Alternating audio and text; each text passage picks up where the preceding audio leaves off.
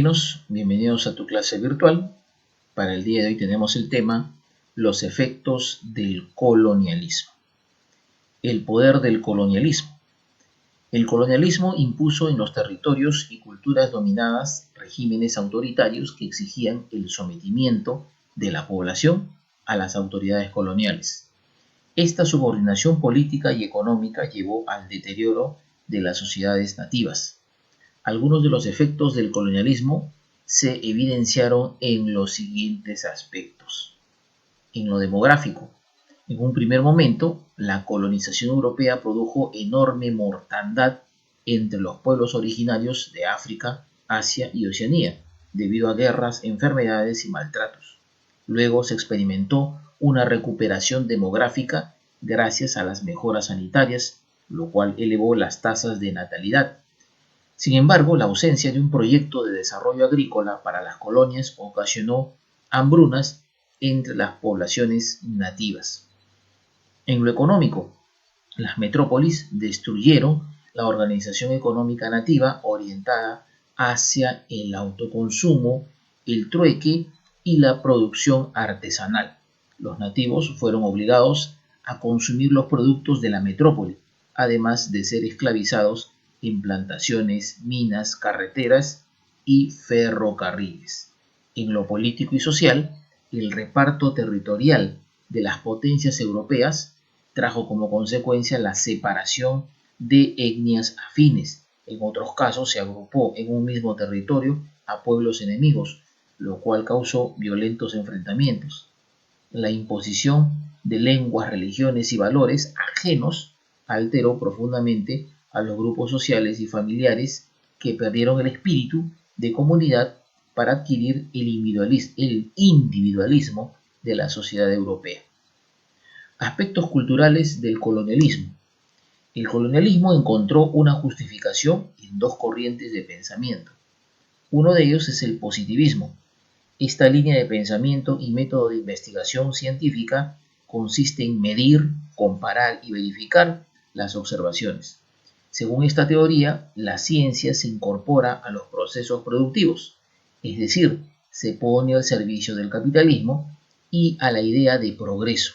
Es entonces la herramienta eficaz que le permite al ser humano dominar la naturaleza. El positivismo también pone en duda la creencia de un mundo con un orden preestablecido, inmutable, guiado por un ser supremo. Por eso apoyó y aplicó las ideas de Charles Darwin. Como dato histórico podemos agregar el filósofo y sociólogo francés Auguste Comte es considerado el fundador del positivismo. Pasamos ahora a la siguiente página del texto y encontramos acá el otro o la otra corriente de pensamiento, el darwinismo social. Durante el siglo XIX, el darwinismo influyó en la formación y difusión de una imagen científica del mundo. En sus obras, Charles Darwin describe cómo las especies actuales de plantas y animales evolucionaron de las formas más simples en un proceso de selección natural. La evolución se manifiesta en la supervivencia de los seres más aptos, es decir, de aquellos que poseen mejores características y logran mutar para adaptarse al medio.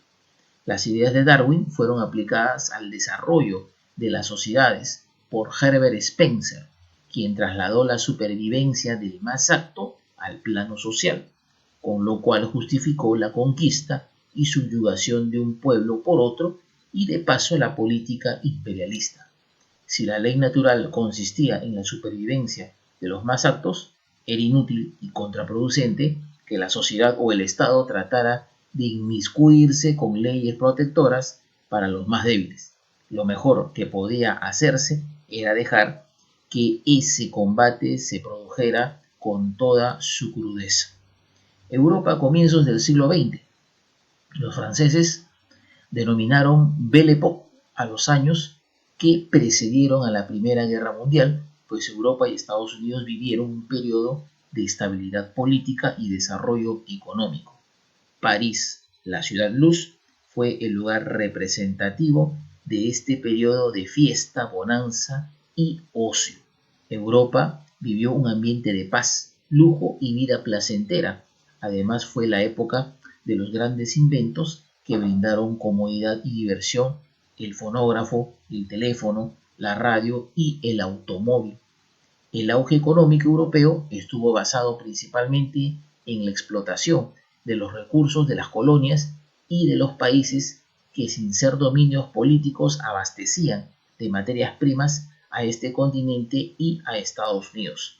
Por ejemplo, el caucho extraído de la Amazonía peruana y brasileña fue clave para el desarrollo de la industria automotriz. La vieja aristocracia europea, al igual que la burguesía, apoyó la explotación imperialista, pues favoreció sus intereses comerciales. A pesar de los avances expansionistas y el desarrollo económico de Japón y Estados Unidos, Europa continuó siendo el centro del mundo. Las rivalidades económicas y políticas entre los imperios coloniales europeos generaron un ambiente hostil y conflictos diplomáticos. Esta situación de tensión latente obligó a las potencias europeas a establecer alianzas políticas y militares, como la Triple Alianza formada en 1882 por el Imperio Alemán, el Imperio Austrohúngaro e Italia, y la Entente Cordiale o Triple Entente, conformada en 1907 por Francia, Reino Unido y Rusia. Pasamos ahora a la siguiente página del texto y tenemos acá el tema titulado La Primera Guerra Mundial. Antecedentes del conflicto.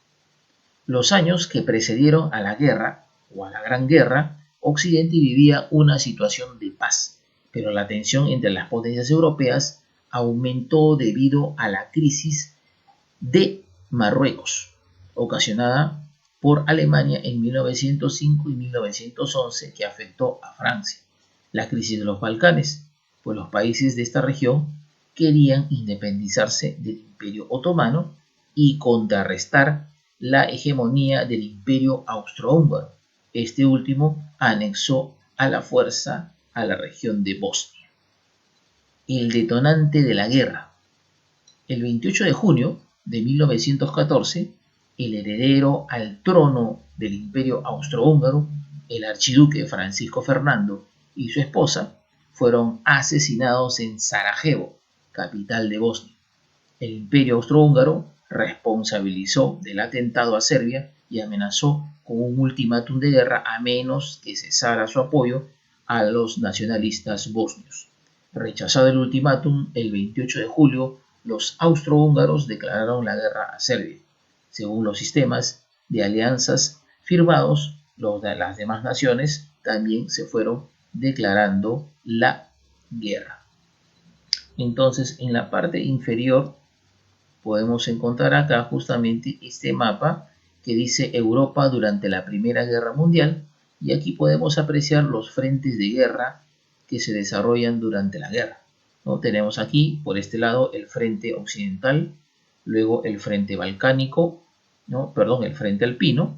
Hacia este otro lado se encuentra el frente oriental y hacia la zona sur el frente de los Balcanes. Pasamos ahora a la siguiente página del texto y aquí podemos encontrar las fases de la Gran Guerra. Se identifican principalmente dos etapas.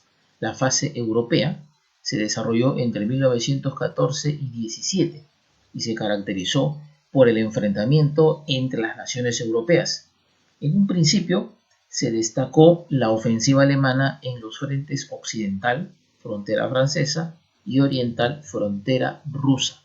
A partir de 1915 se consolidó la defensa con la estrategia de las trincheras, lo cual hizo que las líneas de los ejércitos permanecieran estáticas en lo que ha sido llamada una guerra de desgaste.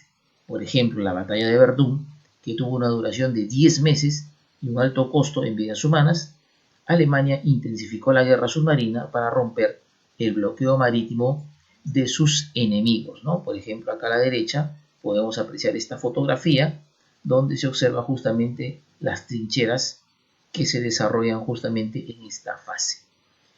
En esta fase se iniciaron las dificultades de producción también de víveres, lo que generó, ¿no?, desabastecimiento para la población y para las tropas. Luego tenemos la fase mundial.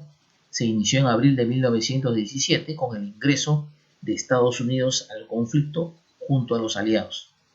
Los ataques de los submarinos alemanes a barcos mercantes afectaron los intereses económicos de Estados Unidos, el Reino Unido y Francia. La intervención estadounidense favoreció a los aliados, cuyas tropas lograron romper las defensas alemanas y forzaron a la rendición de sus tropas en 1918.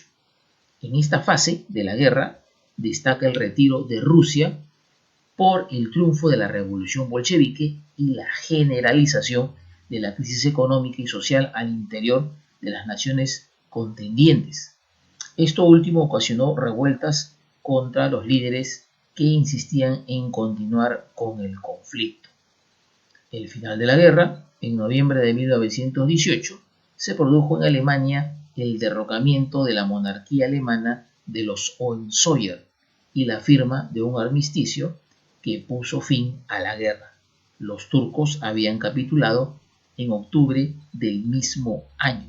También en el mes de octubre fue depuesto la monarquía austrohúngara de los Habsburgo. Muy bien, dominguinos, hasta aquí entonces tu clase por el día de hoy. Gracias.